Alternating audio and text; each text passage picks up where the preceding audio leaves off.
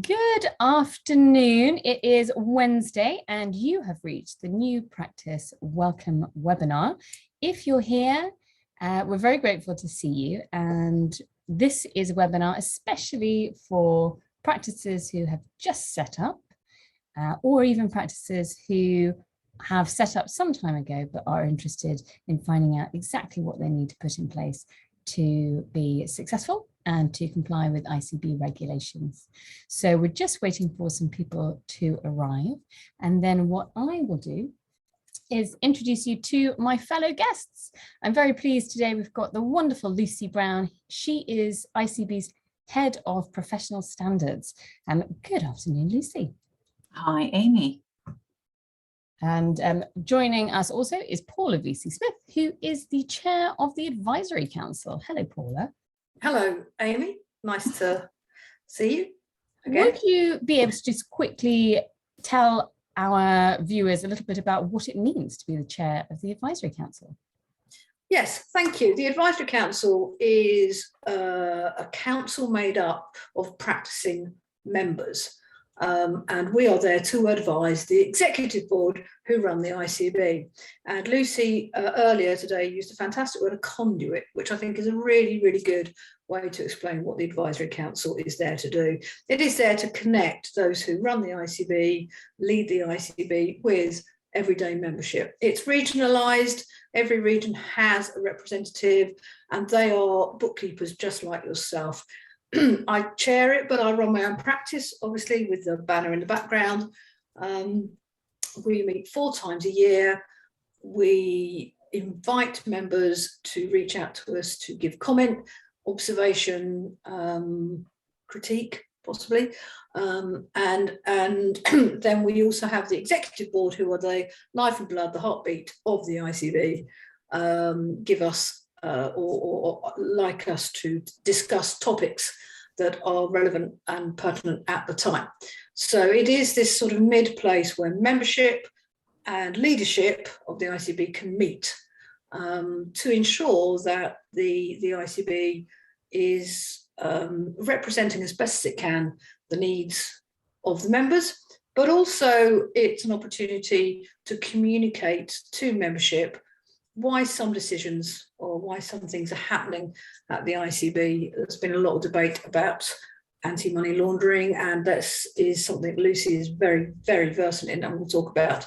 So I chair that council. It's a privilege to do so, and it's just a wonderful connection between membership and the ICB executive. Fantastic. Thank you very much, Paula. So we're here today to give you some information about running your business. And what I would love to know, if you could post in the chat, say hello, tell us who you are, and tell us how long you've been running your business. Could be 2 weeks, could be 6 months.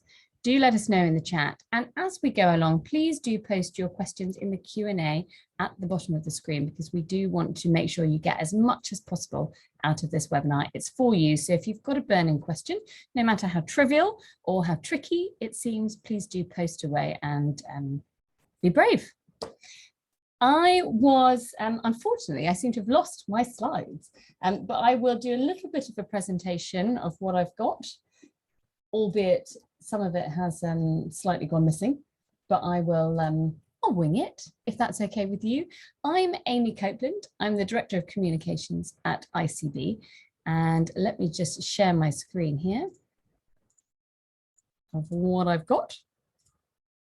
Now, if any of you are joining us having been to the webinar this morning, we also ran a similar webinar for people who haven't yet set up their practice license, and quite a few of you were interested in coming along to this session as well. Just for that session, I doctored my slides, and then unfortunately I seem to have edited the original version, but here's a massive picture of me. I hope you can see that. Now, this is Team ICB. So you may be surprised to know we're a small business ourselves. We've got 25 permanent staff, and we also have various subject matter experts and people who write exams for us and mark them. But there's 25 of us in the core team, and here we are at a recent team day.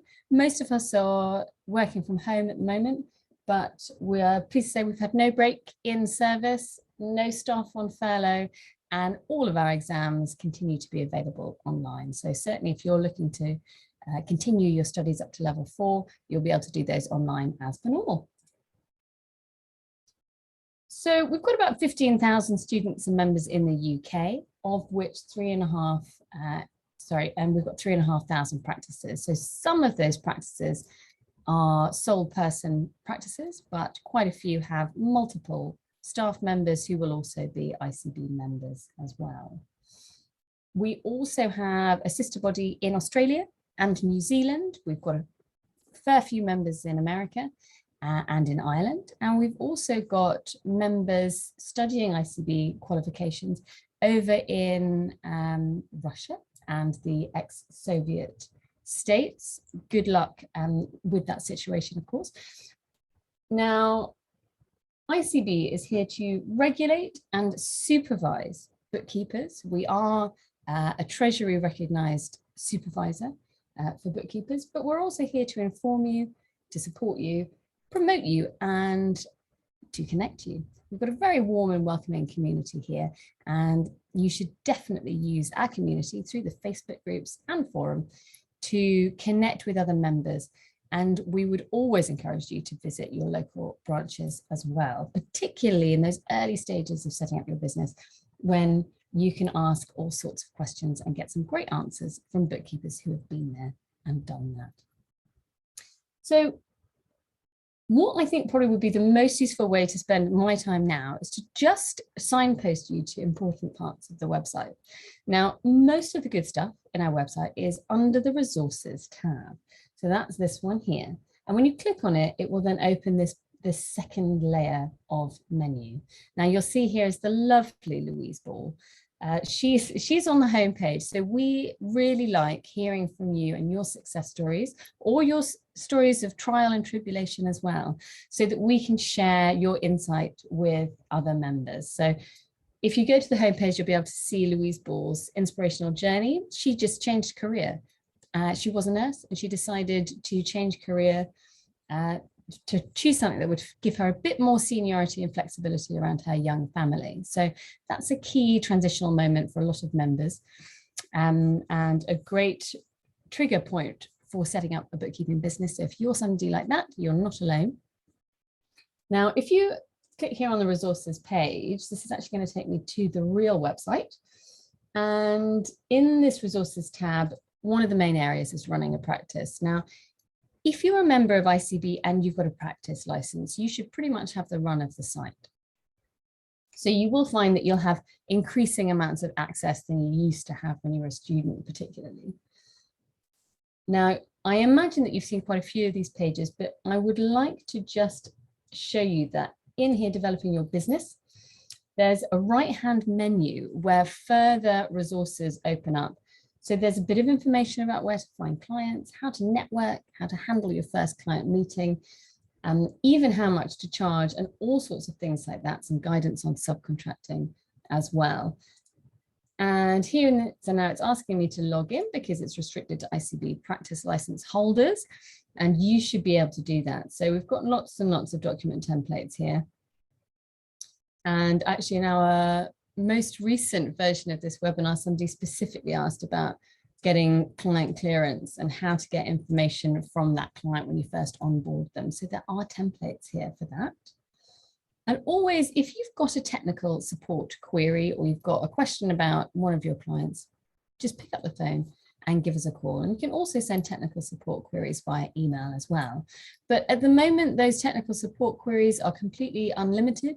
So you can call us up for advice. And we've also, of course, got the legal support line as well. Now, the legal support line isn't going to be creating off-the-shelf, bespoke documents for you. But if you've downloaded, say, the lien guidance or the COPE template, or potentially something more common like the letter of engagement, you may want to ask a few more questions that are specific to your practice. So you can always call the legal advice line for that, or the ICB team, and we can help you through that. So lots and lots of templates and some information there. And critically, we've got this MLR page, so the money laundering regulations that you are now subject to because you are part of a designated profession under those regulations. So Lucy is going to be talking a bit more about that a little bit later, but lots of information there.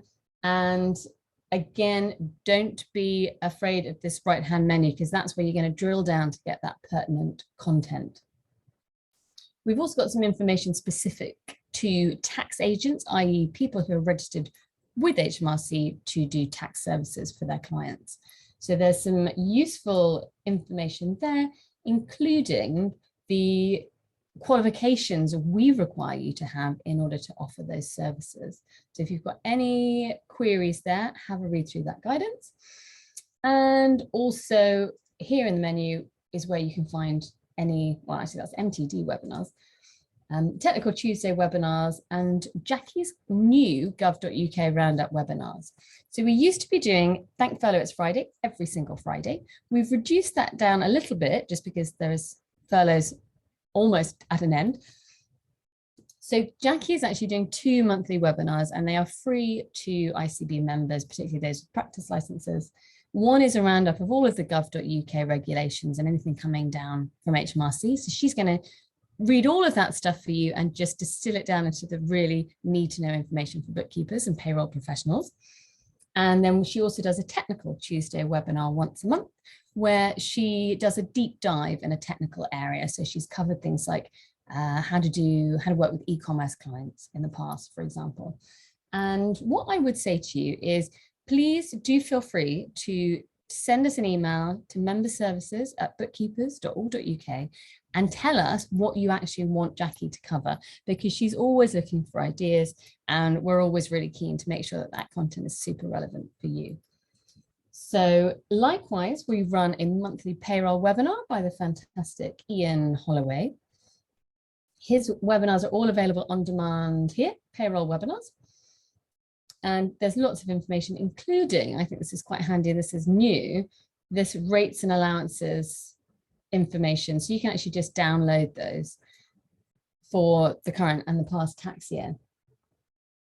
Obviously, because you've come to this event, you'll be familiar with the events pages. I would just apologize for the map because all of our events are virtual. So you can actually go to any of them, but it confuses the map and it seems to think we're all going to be going to the west coast of America to take our events. But again, whilst those events are virtual, please do take advantage of them. Some of the branch meetings will have key topics that they're going to be discussing, whereas other meetings may just be open networking events. You're welcome to go to either of those. And actually, here is Jackie's next event. So that's happening tomorrow. Yes, Thursday, the 24th of February. So please go to that. And if you're looking for your local branch, you can always drill down again into that right-hand menu and take a look at which branches are available. If you've got any questions, ring us and ask to speak to Kerry because she's in charge of running that branch network and she can give you the latest information. Obviously, there's news. At the moment, what we do is we post news throughout the month and then we provide a roundup in the newsletter. So that's actually coming out tomorrow as well, the second Thursday of every month. And I would suggest you just give us a call if you're not getting that, because we can make sure that's being sent out to you. Do look at the bookkeeping jobs as well. Most of them are for employed roles, but some of them are for self-employed contractors. So do have a look at that as well. And this is quite good, the ICB accredited products section of the website, where you can find an ICB member review of various different software packages. A couple of people have asked about the key ones, Sage, Xero, QuickBooks. To be honest, they are all in need of review again, because they've been up there for so long that we've taken them down now. We're going to re-review them, basically. But obviously, those are the sort of ubiquitous bookkeeping software packages, but they will be looked at again for you. So that's always very useful. It covers also all different ranges of software, including things like practice management software or things like auto entry and Dext or Receipt Bank as it used to be used. So if you've got software concerns or software issues, I would really recommend you have a look at those pages as well. Also on our YouTube channel, youtube.com/ICB UK. We've also did a few webinars where we had members comparing one type of software with another. So that's certainly worth looking out for as well. And there's loads and loads of past webinars on that channel for you to have a look at.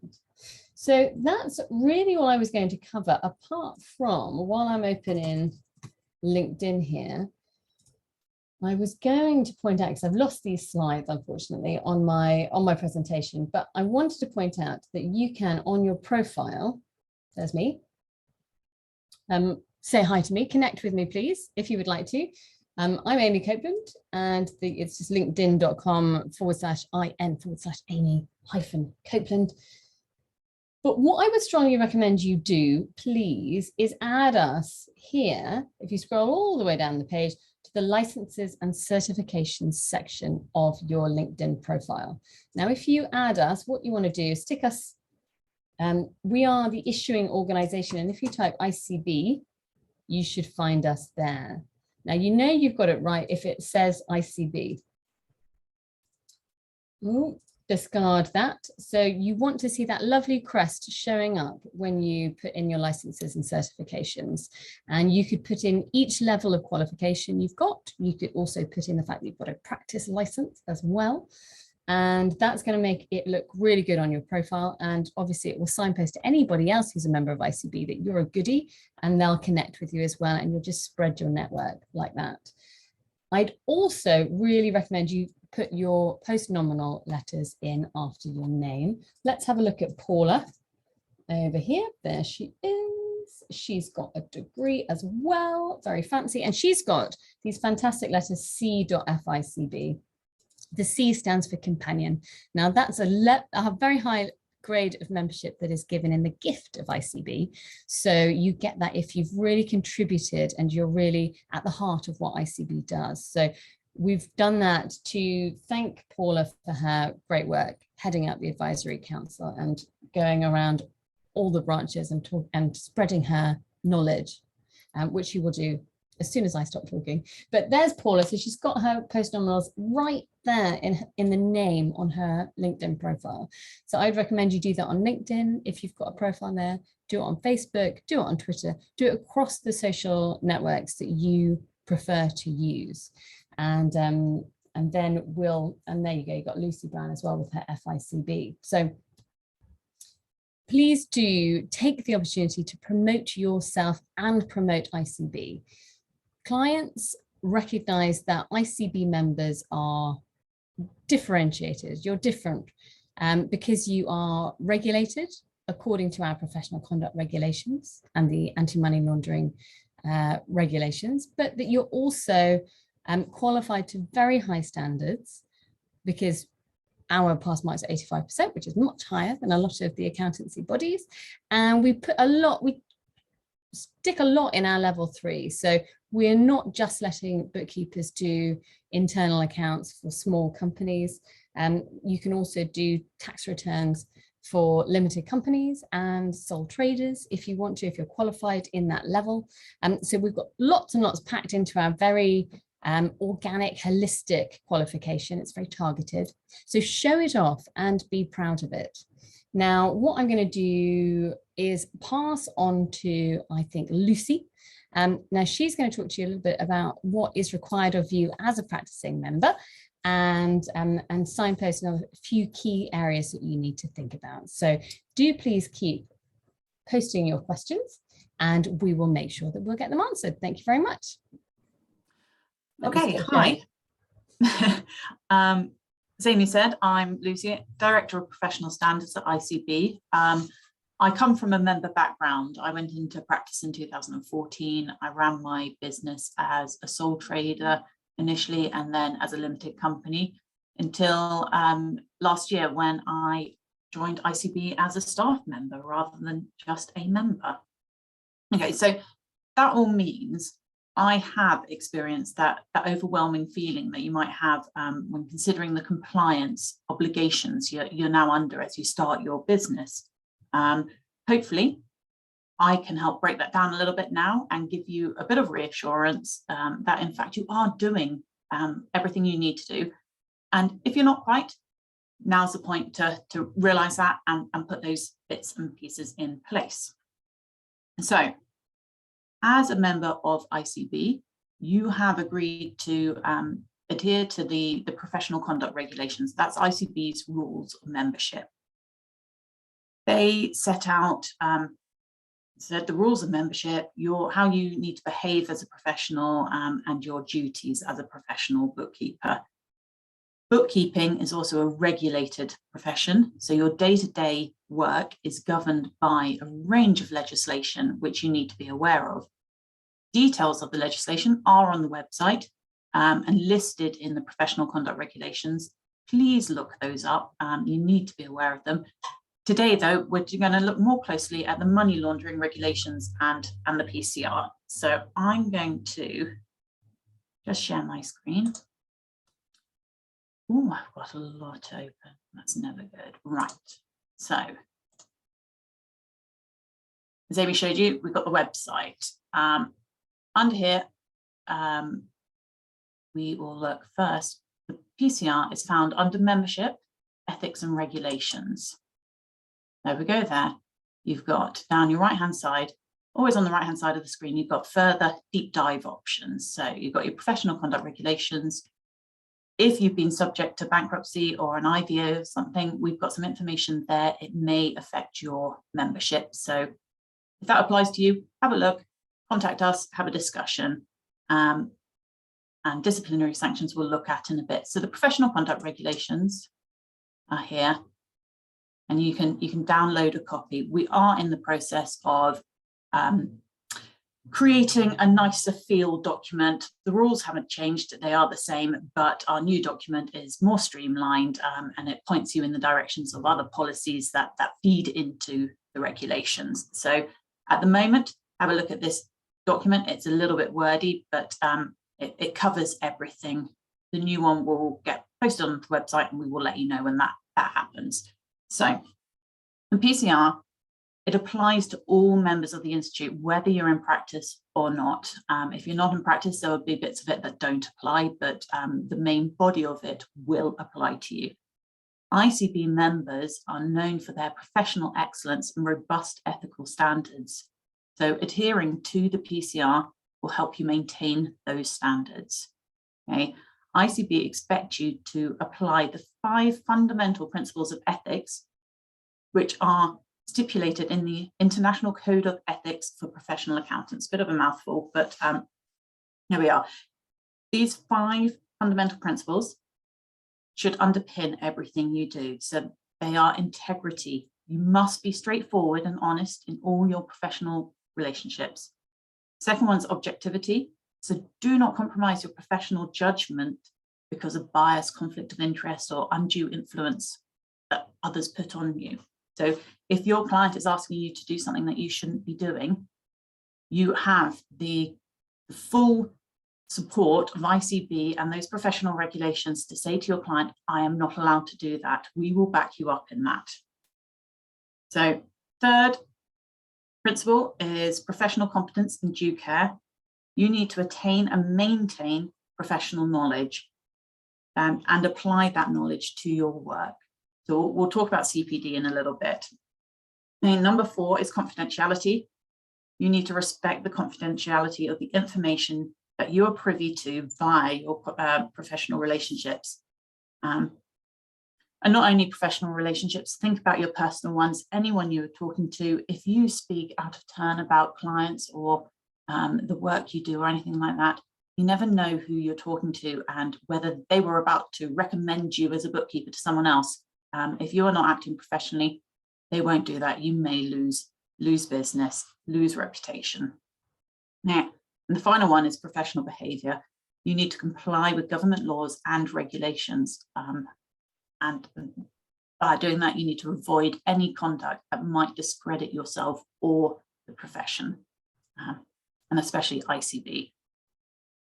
So the PCR, as I said, is a wordy document. We don't have time to go through every single bit of it. So I've just concentrated on a few little points. So I'd like you, please, to take the time to read it. As I said, every member, every time you renew your membership, you tick a little box that says, I I agree to read, understand, and abide by the professional conduct regulations. Please don't tick that box without reading it, because you can end up in a little bit of hot water. It's there to help you be a better professional. So, right, in order to obtain your practice license, you will have already taken out professional indemnity insurance of at least £50,000 and provided a DBS check and photo ID to the Institute.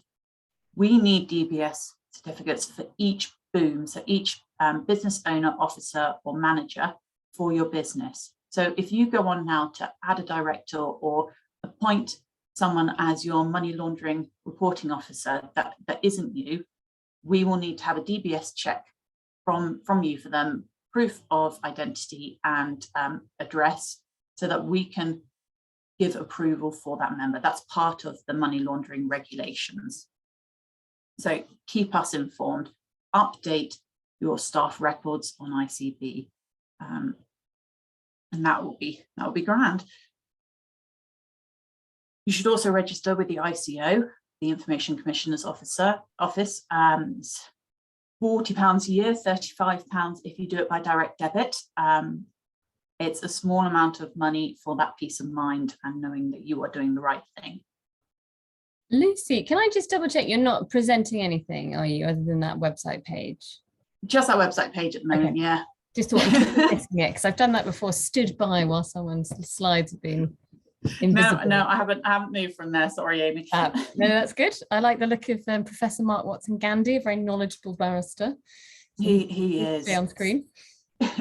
Okay, so you will need to make sure all your clients are on AML Online. Look, I'm going to move now to show you where that is. So under My ICB, you scroll down, and on the right-hand side, AML for practices. And you can add new client due diligence and perform risk assessment there. Once you do that, you get asked to input all the details of your client. Now, this enables you to calculate a risk once you get to the bottom, and it will tell you whether it believes your client is high, medium, or low risk. Anyone that's new to you as a client will automatically come out as high risk, just because you are unfamiliar with, or likely to be unfamiliar with, their business. There are other questions in there which will prompt a high risk, such as being further away from you geographically, that kind of thing. So you put on all your clients to AML Online, you calculate a risk assessment, and you need to do that before you start working for them. So as soon as you've got the right information, put it on. You won't necessarily be able to answer every question. There are a few where, let's see, that would be a yes, no, where you might not have the answer. I can't think of one right now. But there's the option for a don't know yet. So you're given that option to put in a don't know, and once you do know, you come back in and you update the answer to those questions, and you recalculate your risk. So the better you get to know your client, the more accurate that risk rating will become. Saying more accurate, it's accurate at the time that you're doing it, because if you don't know the answers, they are higher risk to you. So once you have clients on AML Online and you've risk assessed them, you need to do your whole of practice risk assessment. That's a risk assessment on your own practice, which comes under AML. So we'll discuss that in a little bit, but it's a bigger thing than just ICB asking you to put your clients on AML Online. It all feeds through the whole process. So AML Online, as well as calculating a risk, it allows ICB to fulfill their obligations under Regulation 17 of the money laundering regulations. So it's a two-pronged approach for us. So sticking with the professional conduct regulations, You are not to offer services that you are not qualified to offer. Level 3, so your MICB, enables you to do all basic bookkeeping, VAT, draft final accounts. Under level 3, you're not qualified to offer payroll, self-assessment tax return, or final accounts for micro or small businesses until you take the relevant level 4 qualifications. We said in this morning's webinar, which some of you are on, if you are unsure of what you're allowed to offer, if you go to the directory on the website, which you go to find a bookkeeper, browse directory, you can put a postcode in there and pull yourself up, and it will list what you are able to offer. So any doubt, go to there. If you want to ask ICB, give us a call and we'll also discuss that with you. You are also not allowed to, I'm sounding very negative now, you're not allowed to hold client or trust funds. You can't give estate planning advice or provide investment services. We don't offer tax advice. You can give guidance to your clients. So if you want to offer any of those services and you're qualified via another professional body, you need to get in touch with ICB and discuss that with us so that we can give you permission. That needs to be held in writing if you are going to offer those services. Moving on, CPD, I mentioned that earlier, you need to undertake an annual program of CPD. This should be 30 hours or 30 points of CPD, of which 15 are structured CPD. So things like webinars where you get a certificate of attendance, exams, your level 4 exams would count. Something that is verified at the end is structured. Unstructured would be going to networking events, looking something up on HMRC. You get 1 point per hour of structured and ½ a point per hour of unstructured. And then on your MyICB, these can all be recorded under the CPD portal. And you can set yourself goals for the year. We suggest that you plan your CPD ahead, and then you try and fulfill those goals as you go through the year. Right, MLR 2000 and, oh, actually, just one last thing on the PCR. I've gone over it very briefly. It also sets out the expectations that ICB have on you regarding payment of your fees, what happens if a client makes a complaint regarding your conduct, and how we deal with any disciplinary issues that may result. And then at the end of your time, when you want to retire, how you then resign your practice license or membership, which we obviously want you to stay with us as long as possible, but we do understand that eventually people want a quiet life. So move on to a different screen. AML. So the money laundering regulations, they set out all the anti-money laundering rules that you need to follow. As I said before, it's a regulated profession, and this isn't a choice, it is a requirement of you. It includes checks you must do on all your clients, but also there are tasks that you do in relation to your own business. The Aml To-Do List, which is on the website under the MLR section that Amy showed you, it lists out, it's a 21-point to-do list. And if you follow this list, you will be compliant. It's our guidance to you, and we've simplified everything for you. So I will whiz through it quickly. I know we're on a tight schedule. The website has more information on each of these points. So the first thing you need to do is appoint a money laundering compliance officer and money laundering reporting officer. These will default to the practice license holder. So if you're a sole trader, it will automatically be you. If you want to appoint someone else, you may do that. ICB need to know, so you need to put that on MyICB, and you will need to submit a DBS check for them, as I mentioned earlier, because they become an officer of your business. So that's points 1, 2, and 3, in fact. 4, you need to carry out a risk assessment on all your clients on an ongoing basis. So ICB say they need to be updated on AML Online at least once a year to fulfill that requirement.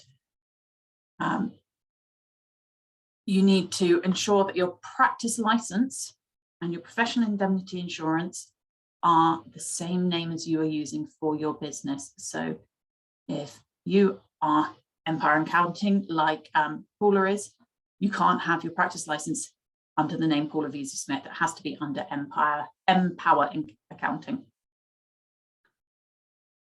If you take on staff, you need to screen them. You need to know who they are and that they are qualified to do the work that you are asking them to do, and that they are persons of integrity. You need to train them in anti-money laundering, which you can point them in the direction of the website. You can get them to watch the webinars on there. They just need to be up to date, know what they are looking for. All training for your staff and for yourself needs to be written down. It needs to be in writing.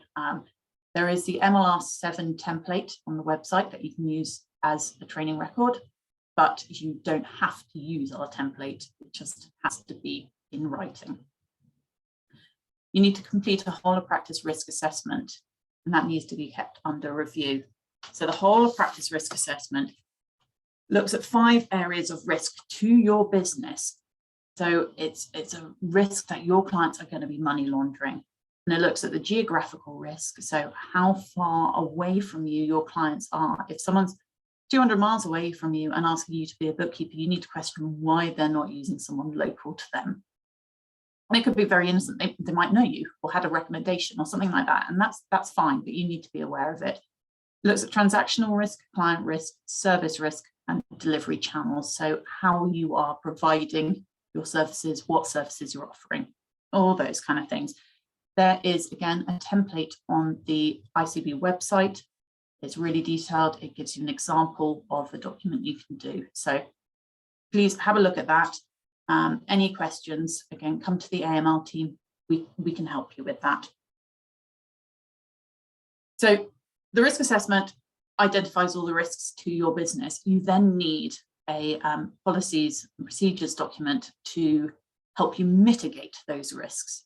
So that's the policies, controls and procedure document. Again, there's a template on the website.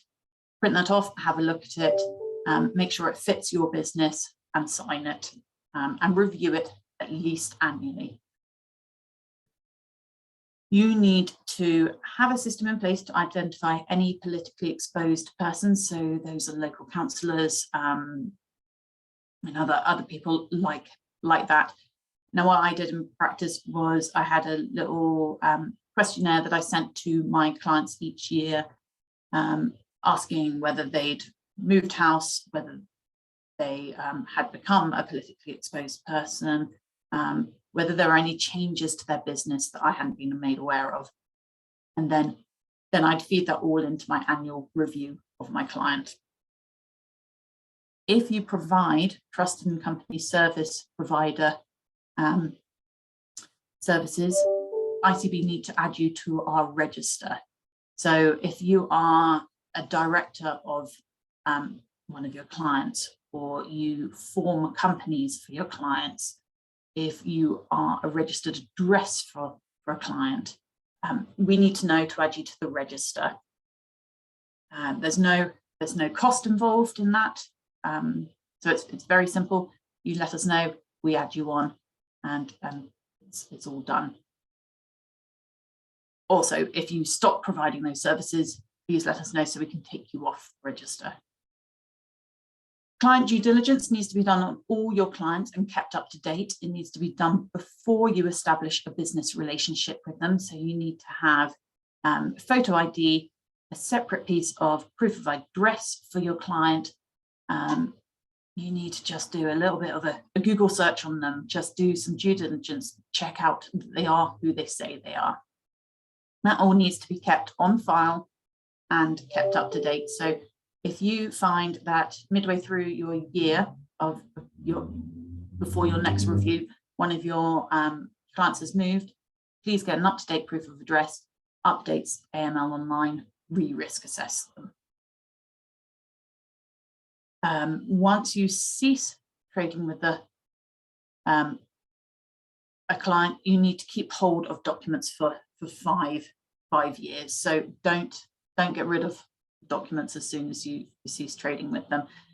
If anything changes and the client won't give you up-to-date documents, you need to stop trading with them. You're no longer able to apply due diligence, and so you need to cease that relationship. Number 16 is completing enhanced due diligence. So if you have a politically exposed person, or when you add them to AML online, they come out as high risk, you need to apply enhanced due diligence. So you just need to do a bit more in-depth digging of them. You might want to use a online check such as Verify or Credit Safe or one of those, just to get that extra peace of mind with those clients. If you take clients from an accountant, say the accountant does the year-end accounts and they ask you to do the bookkeeping, or a client has a bookkeeper who's already done client due diligence and the client doesn't want to, I think you need to worry if the client doesn't want you to do due diligence as well. But if you want to take third-party due diligence from an accountant, that's absolutely fine, but you need to have a written agreement with the accountant that is what you are doing and they are aware of it. Part of third-party due diligence is that the third party will give you all the paperwork you need should you have an inspection or should you need it. So you need to have that agreement in place. If you find when you're taking on a corporate client that the details on Companies House is different to what they're telling you, you need to report that to Companies House. That is a requirement. And you also need to let your new clients know that the personal data that you receive from doing client due diligence is being used only for the purposes of preventing money laundering and terrorist financing. If you use the ICB letter of engagement template, there is a paragraph in that fulfills that requirement. So we suggest you use that template anyway, because it should cover everything that you need for your clients. And then reporting suspicion. So if you have a suspicion on one of your clients, you are required to fill in an internal report to look at what the risk is or the suspicion is. If you then feel that that suspicion is actually has some grounds to it, you are required to report it to the National Crime Agency. There are rules on tipping off. Your client must not know that you have reported them or that you have suspicion. So if you need to discuss it at all, you are only able to discuss it with the NCA or ICB, because we are your regulators, your supervisors. So any issues with any clients or suspicions and you want to talk to us, if you get in touch with the AML team, we can talk you through what you should be doing. We can't, because it is suspicion and it's objective, we can't tell you one way or the other whether that suspicion is any more than a suspicion, but we can help you decide whether you need to report it. And then, as I said, all documents need to be kept for 5 years following the end of the business relationship.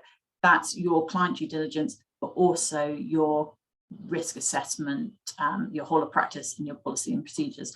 And what we say as well is when you update them each year, you can either, if you've got changes, make the changes and print off a new document or save a new document. But if there's no changes, you can just redate the original one. But what we do ask is that you don't destroy any old copies until they're 5 years old. So I'll stop sharing my screen.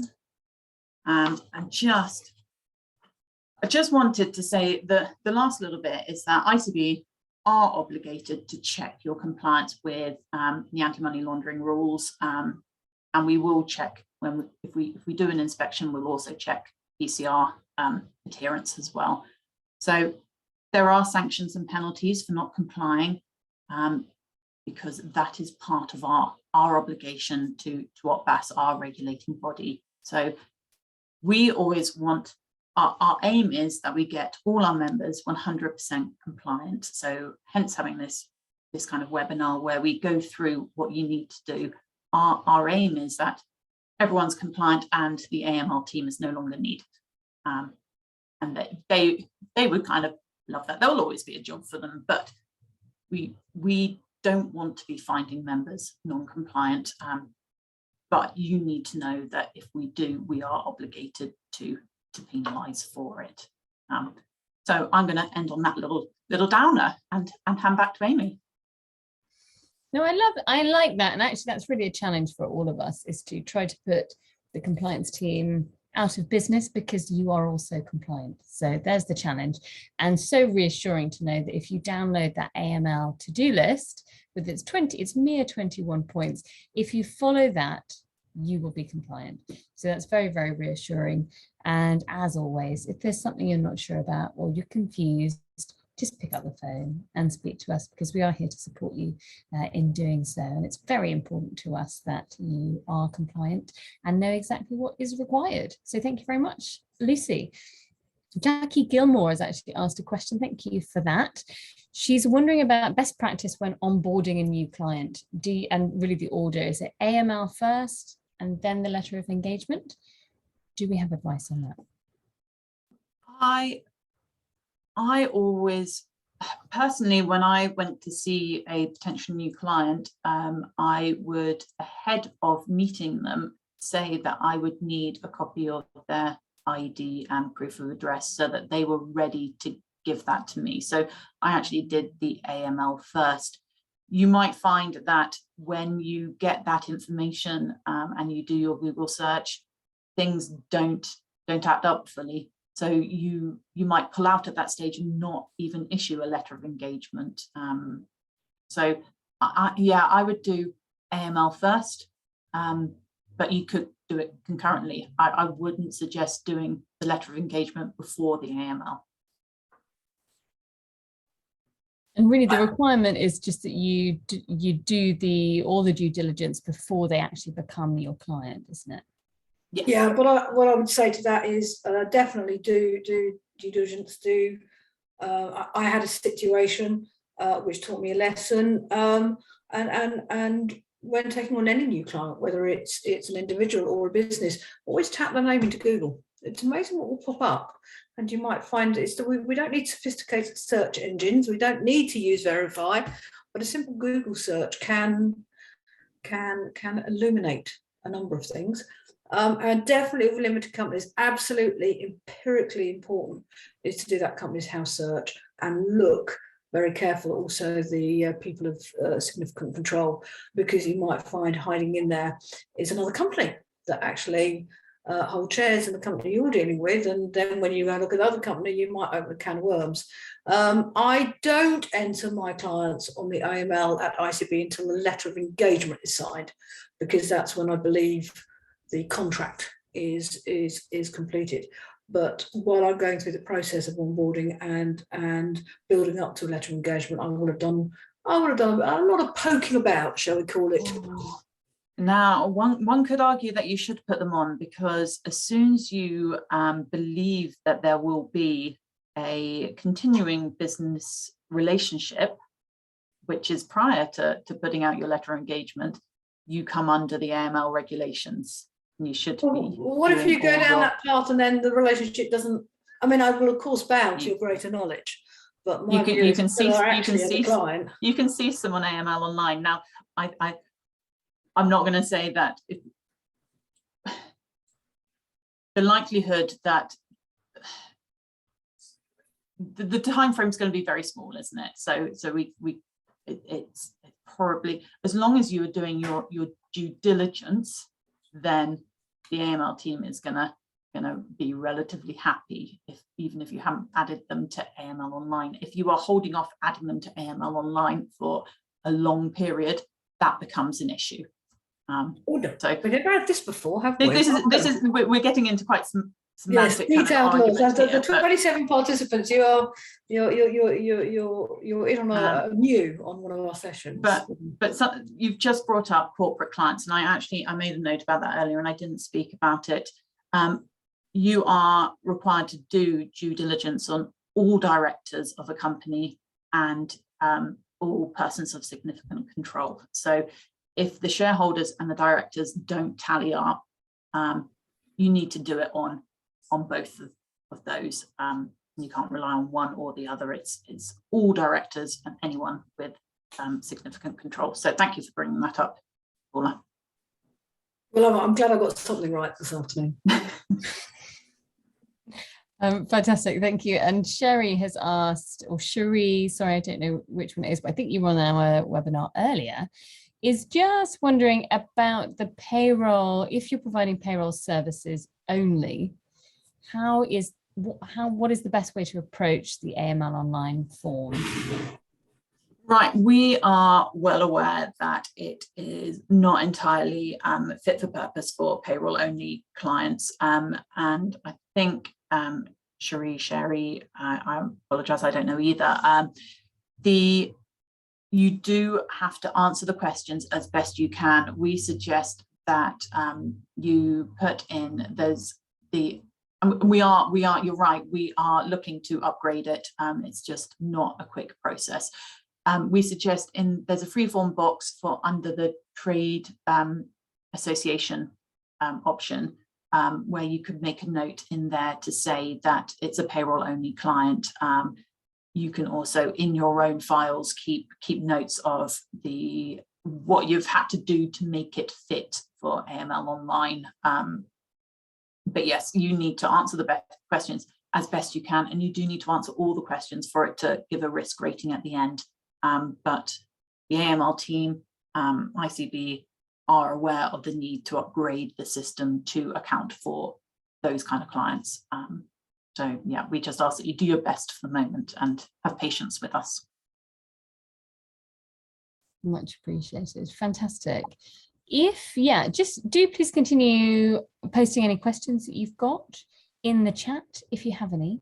I think it might be time to move on to the fabulous Paula VC-Smith, who hopefully is going to lighten the tone a little bit and talk to us about share a bit of information about how you run your practice and what your key bits of advice are for anybody new to this journey.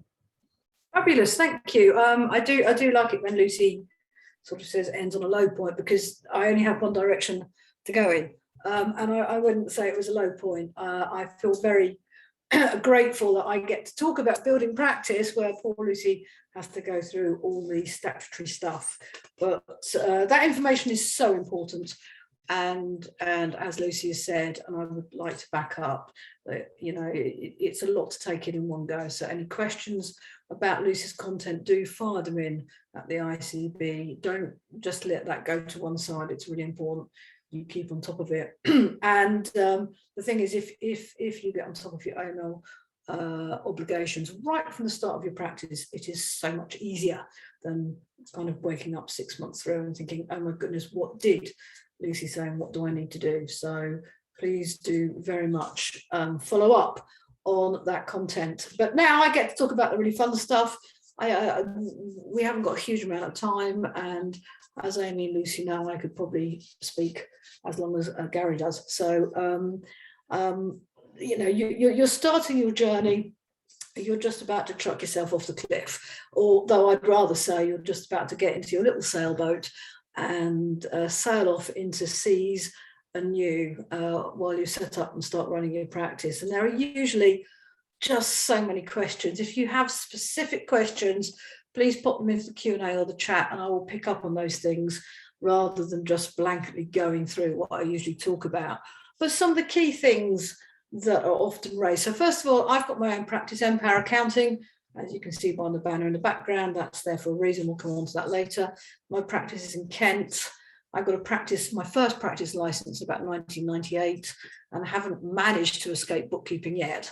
I don't think any of us wake up and go to our mums and say, "Mummy, I want to be a bookkeeper," when we're 6-year-old. But now I've come into bookkeeping after starting off in corporate life. I'm really glad that I found the career path of bookkeeping. It is brilliant. It's challenging. It's changed a lot in the 20 odd years I've been involved with it, but it is really a career. It's a business that you can build, and especially with the new software and cloud-based applications available, what that's enabled, I think, bookkeepers to do is skill up. So we're no longer just crunching numbers. We actually have the ability to support our clients at a much higher level. So what are the sort of questions or the issues that people are setting up in practice often struggle with first? And so we'll just do some simple stuff. One of the two biggest questions I get asked is, should I be a limited company? Should I be a sole trader? And what should I call myself? So my answer to those is limited company or sole trader. My first bookkeeping practice, because I did take 4 years out as I fell back into directorship of a limited company, and notice how I said fell back, so that was obviously, rather than stepping forward with the ICB, was a sole trader going through self-assessment. Limited company is slightly more complicated to administer. I know before Lucy went over to her job at the ICB, she did move from self-assessment or sole trader to a limited company. So, when you're starting off, I always think baby steps is a very good, or step by step is a very good way of looking at it. I started off as a sole trader. I've now got a 6-digit bookkeeping practice at a limited company. That's grown, that's developed, that's taken time. And at some point, I decided that being a limited company was going to be the best way for me to move forward. But you're all just starting out. So I think, again, very much a student of the KISS philosophy: keep it simple, stupid. So don't overcomplicate it. There might be a really good reason why you want to be a limited company. There might be clients you want to attract that would prefer to deal with limited companies. So don't rule that out. But in terms of where do I start, sole trader or limited company, I think a sole trader is a very good place for you to start and get yourself moving forward. Because of course you can change that. If as and when your business builds, as and when you want to be a bigger business, as and when you think it's important to be a limited company, you can move your business over. You will need to, of course, let the ICB know, because it'll be in your practice license. But in terms of how you start, there's nothing wrong with starting as a sole trader. There's nothing wrong starting as a limited company. But I would advise, potentially keeping things as simple as possible. The name is the other big, what should I call myself? And there's it's completely up to you. And this morning we had somebody, I think they called themselves Green Fingers Bookkeeping because they liked gardening, and then we had a bit of a joke. So I said, well, that's super, because it's a bit of a name that might stick out, and you could do a business card in the shape of a leaf. So a lot of these things is, how are you going to make yourself memorable? So when you meet people, they're going to, I remember Green Fingers because they did this business card. One of my trademark is the colour pink, and you can see I've got my nails pink. It's a bold pink, not a weak pink, can I just say. And my company is called Empower Accounting because I want to empower the business owners that I work with to run their companies better. So I've got a little theme running through everything, and you can go and look at my webpage and you'll see that carries through onto that. We talk about branding. That sounds like a bit of a big, important word, but it's not. It's just thinking about how you're setting up your market stall in the bookkeeping world. So I love the idea of the Green Fingers. The lady loved gardening. We were laughing about various things she could do to build on that theme. One of my favourite stories is, I think about 4 years ago, we did some business builder workshops around the country, and there was a lady there who had ginger hair, and she said, I want to call myself Ginger Accounting. And by the end of that session, everybody in the room had come up with some great names and great themes about how she could run gender accounting and how a web page would look. So there's no wrong or right. A lot of people use their initials, absolutely perfect. We've got Kirsty's Counting, is Kirsty up in Cambridgeshire. We've got Claire Allen in the south who runs Team 4, because her idea was Team 4 Bookkeeping or Team 4 Secretarial Services. So there's loads of great ideas you could use. I just say get creative. I know people think as bookkeepers we're just number crunchers, but we're not. We can be creative as long as we're not creative with the bookkeeping that we're doing, of course. So when it comes to a name, I would just say, you know, don't worry about it. But if you have an idea or a theme or something that you think would work for you, then use that. But again, you know, the AKJ bookkeeping, it's a bit more, I guess, like an accounting firm do that, but that's fine as well. So, as I said, there are no hard and fast rules. I think the important thing is that you create a name and then a branding behind that, because what you want to do is for people to remember who you are. So, you know, when you're chatting about who you are and you're chatting about your practice, you want something that might stick in their mind. Got some great names here in the chat. We've got Triptych, Payroll, Cherie, because there's 3 of them. What's that? Sorry, I missed that. Triptych, Payroll. Like that, yeah. Triptych, and Bletchley Bookkeeping, because she's in Bletchley, the home of the code breakers. She says, have you got any ideas for themes? Yeah, I mean, love the ideas behind that name. So when we go on to themes, where are you going to use your theme? The 2 things I think are still really important for anybody setting up business, including bookkeepers, is a website and a business card. And stationery, funnily enough, is actually coming back as a genre to reaching out to people. But business cards, it's very, somebody said COVID would kill business cards, but I seem to need to reorder mine all the time. Business cards are great to have around. So, you know, if you're thinking about Bletchley, well, how did they code break? They used the machines, didn't they? Look like typewriters. You could have sort of that as a little logo. Enigma machine, wasn't it? Sorry? Wasn't it Enigma machine? The ink machine, but it looks like a typewriter. Enigma. Yeah. So I don't know, it's just a thought. Just a thought, put it out there. And in terms of website development, everybody needs a website. It really is your shop window, especially as the world is a little bit more virtual. A lot more virtual than it used to be. Websites, you can, and I don't know, Amy, do we have a accredited, I think I asked this last time, website? We don't at the moment. We don't currently, but we use Wix, for example, on the Bookkeepers Summit dedicated pop-up website. And I know lots of members have had success with Wix. Not a bad Wix, Weebly. I built a website through a website developer.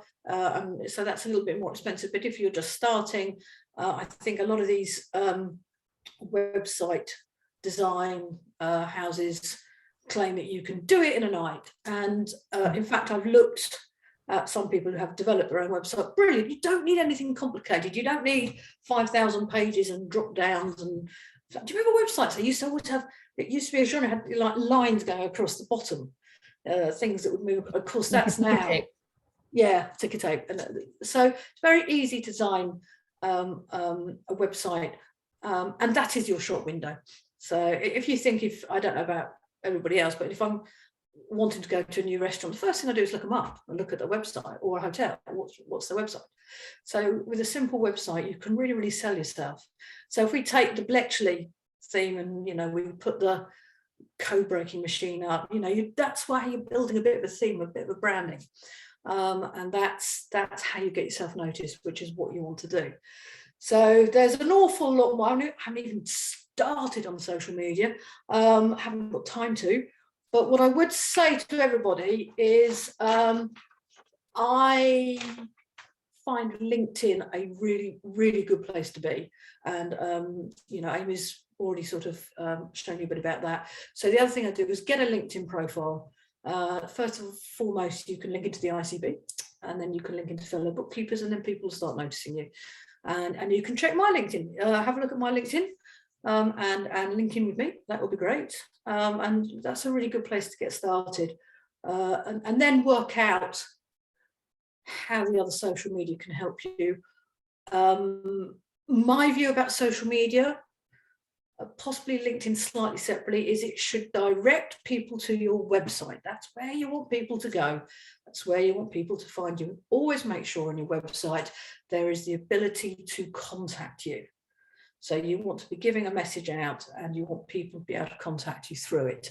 The do's and don'ts of website development, again, would take another hour, but as long as you've got a presence and you have a website to start off with, then your little boat has sailed out the harbour, and hopefully is heading towards the sunset to the south rather than the stormy seas to the north. So there are things to consider. First, clients. How do I find a client is another big question. And use your friends and family. I mean, not necessarily sort of bribery and corruption here, but just talk about what you do in your own networks. So often I go to events and I'll start talking to someone. What do you do? I run my business. And I go, oh, I'm a bookkeeper. And they say, oh, we're fine. We've got loads of, our bookkeeper's fine. No, I'm not selling to you. And then about 5 minutes later, you get the conversation going, oh God, we never get our sales invoices out in time. So just chat about your business, because that's one way of getting the message out. Contact local accountants. My only slight proviso about that is I do find accountants give you all the work they don't want to do, but that might just be the accountants I've been in contact with. Join business associations in your area. It's just a case of getting yourself out there and talking about your business. As you develop your business, you might want to specialize in a certain area, whether that's a geographical area, whether that's a client base area, and then you might think more carefully about how you're going to reach out to attract the sort of clients you want to attract. We are very much a virtual bookkeeping firm. We did have an office. I let the office go just before COVID, thank goodness. And I invested in a virtual private network, which means that my team can work remotely. And we're sort of really putting ourselves out there as the remote bookkeeper. To be honest, I think most companies see bookkeeping as a remote service. But if somebody contacted me and said, oh, I'd really like someone to come in a couple of days a week, I would be saying, I don't think we're the right firm for you.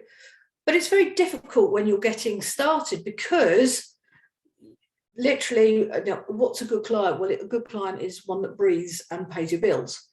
But if you do have somebody engaging with services, all of what Lucy said, if it does ring some alarm bells, do listen to those alarm bells. Or if you just feel they're not the right client for you, there's what's worse than not having any clients. It's having a client that sucks the life out of you. So be bold and be strong about the clients you take on when you're starting, and continue to believe that that little boat you're sailing is going to go a long way across the ocean. So you want to make sure you're filling it with the right sort of people, and not the people who make you want to turn around and come back to harbour. I haven't used that phrase before. I quite like that one. That's another one to remember. The other place is to engage with the IC branches. If there isn't a branch in your area, don't worry, most of the branches are now virtual, so you can link into any branch. You'll meet fellow bookkeepers, and sometimes, often, bookkeepers, they're going, oh, I've got this client, but I can't take them on.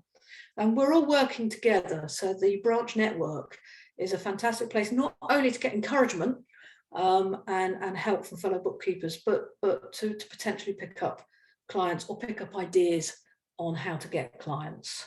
And of course, I must mention that the ICB have a page that puts up postings of people looking for bookkeepers. If somebody in your area has posted up that they're looking for a bookkeeper, even if they're saying, oh, we want to employ someone, do give them a ring and say, well, I'm not up for being employed, but I could do your bookkeeping. Can I come and talk to you? So just, be creative, be out there, chat about your business. And the best referral, I believe, is your clients. So once you've got using some clients, clients who refer friends to you, they often are the best referrals. And it is like rolling the proverbial stone down the hill. Once you get it rolling and moving, it tends to pick up speed and things tend to happen. Pricing, we're getting on a bit. Pricing, two messages with pricing. There are various ways you can price, various ideals on how to price, but the two things I would say is don't undervalue yourself. You are an ICB bookkeeper, you've gone through qualifications, you've got the practice license, you're regulated. Gone are the days of you know, the lady coming in twice a week and earning £10 an hour to do the books. You can offer your clients so much, so don't undervalue yourself.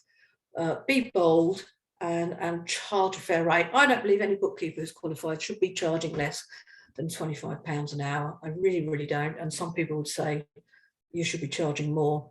So put value on what you do. If a client goes, oh, it's a bit more than I was expecting, then perhaps they're just not the right client for you. And don't give in. Don't sort of go, oh, well, I'll only charge you 20, which is very tempting when you first want to get clients. But understand your value, understand your worth, and you know, charge what you should be charging for what you can do. It's very difficult to increase prices. I do review my charges every year. This year we're putting a price increase in. I hate it because I know I'm going to get phone calls and people are going, does anybody leave? No. So stand by your value and make sure you charge what you're worth. Don't discount. And don't feel under pressure to lower your prices if somebody moans. If somebody wants a cheap chips bookkeeper, you're probably not the right bookkeeper for them. Anyway, other things. Oh, office or not to office. I think when you're starting off, that's something you don't need to consider. That might be a decision further down the road. The same as, oh, and the other question, of course, is what if I want to employ or subcontract? You know, what should I do there? I think for most of you, you've got your practice license. Just get yourself going. Be bold. Sail your ship into the sun. Use the ICB. The ICB are absolutely amazing with the support that they give, both in, you know, Lucy's world of having to get the regulations right, but also in support of business building. And also technical advice. So you are backed by a fantastic organisation. So just get out there, go and find some clients, but all the time think about the next step. Where do I want to go? What do I want to achieve? Who do I want to attract? But there's nothing like picking up your first few clients. It's very scary, but it's very exciting as well. So that is a little bit of a whistle-stop tour through business building. I don't know if any questions have popped up, or Amy, if there's anything I've missed. You must be answering the questions as they pop up in people's heads. No more Q&A in there. That's because they're gone. No, we've still got everybody here, so I'm very pleased about that. And a couple of people just saying Weebly's good. There's also one called Lonos, apparently, according to Trish. So that's exciting. What we're going to do is send you guys a recording of this webinar, as well as a little worksheet just with some links to where you can get that AML to-do list, where you can check out Paula's website for inspiration, and where you can find downloads for various documents and templates, just to give you a little bit of a launch pad for getting everything right. Just to repeat, we are a friendly team. Please do call us if you've got questions, and we will be there, delighted to help. And if there are specific areas that you really think you need more information on, give us a call and suggest it to us. If we haven't covered it already, we can do in future webinars. And likewise, Jackie Mount, who runs our technical webinars, she's doing one tomorrow. She will be delighted to hear from you any subject matter that you want her to cover, so we can cover it technically as well as just in terms of practice management. But that for me is all I've got to say. Did you want anything did you want to sum up at all, Lucy? No, I don't think so. Just keep an eye on the website, have a look at the guidance, and any questions, get in touch. Fantastic. And I know Jill says that she's going because her client's due in, and we had Sam also earlier saying that he's off, or he or she is off to go pick up the kids. I likewise have to go pick up my kids. And I hope you all have a very fantastic afternoon. And thank you very much for joining us. Bye, everyone. Bye.